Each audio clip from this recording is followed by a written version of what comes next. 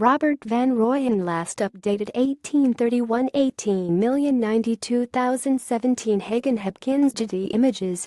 Wellington wing Julian Savea gets rid of Canterbury fullback George Bridge in Wellington on Sunday. Canterbury missed 30 tackles in their 60-14 loss. John Davidson Photosport Canterbury wing Braden Enner scores one of his team's 11 tries against Counties last week. It was the second consecutive game the Red and Black scored 78 points. Getty Images North Harbour thrashed Auckland 57-10 in round 3. Evan Barnes Getty Images Tasman and Wellington combined for 72 points in a thrilling round 4 match. HAGEN HOPKINSGETTY Images. Wellington celebrate one of their 8 tries in their 60-14 romp over Canterbury on Sunday. Rugby opinion: the Mid-10 Cup where defence is optional. South Africans would argue the same goes for their national side, but it's certainly a fitting slogan for the national provincial competition. Flick a game on and you'll see tries, lots of them. The same goes for missed tackles, truckloads of them. Through 5 rounds in this year's competition, 44 points have been scored in 38 games, 56.4 points per game as teams run amok in festival-like matches. Read more: Canterbury's pride-stung Lions embarrass Canterbury All Blacks, demolish Box Barrett back to best in romp. That's trending up from 2014 51 ppg and 2015 53.3 ppg, and only slightly lower than the 58 points scored per game last season, when experimental laws practically took the contest out of the breakdown and gave the team in possession a leg up.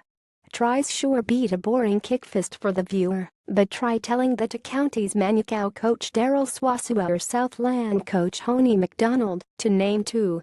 Both watched Canterbury put 78 points on their respective teams in recent Ranfurly Shield matches, while Auckland, Hawke's Bay twice, and Canterbury have also leaked half-centuries this season.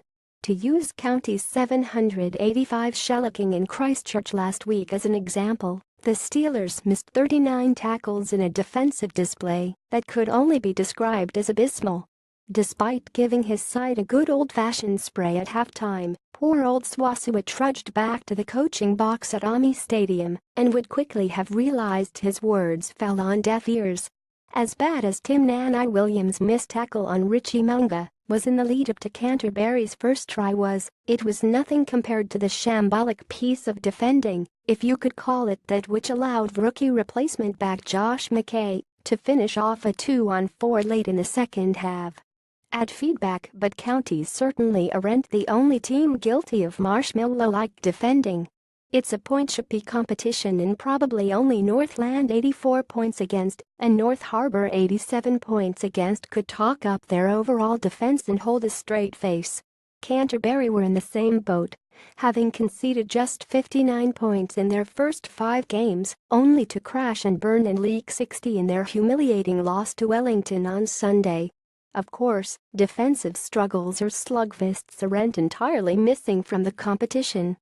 Auckland's 108 win against Northland was far from an attacking masterclass or defensive meltdown, while 5 games have featured at least one team being held to 8 or fewer points, including Canterbury's 390 shutout of Tasman in round 1.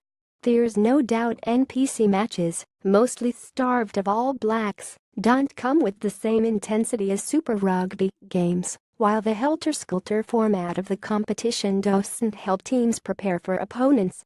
But you won't find many people complaining about the open nature of the competition, particularly when fans can feast their eyes on games such as Tasman's thrilling 37-35 win against Wellington in round 4. The attacking skills on display each week are also a marvelous advertisement of the seemingly never-ending talent rising through the ranks in New Zealand. It just wouldn't be a bad thing to see a little more defense stuff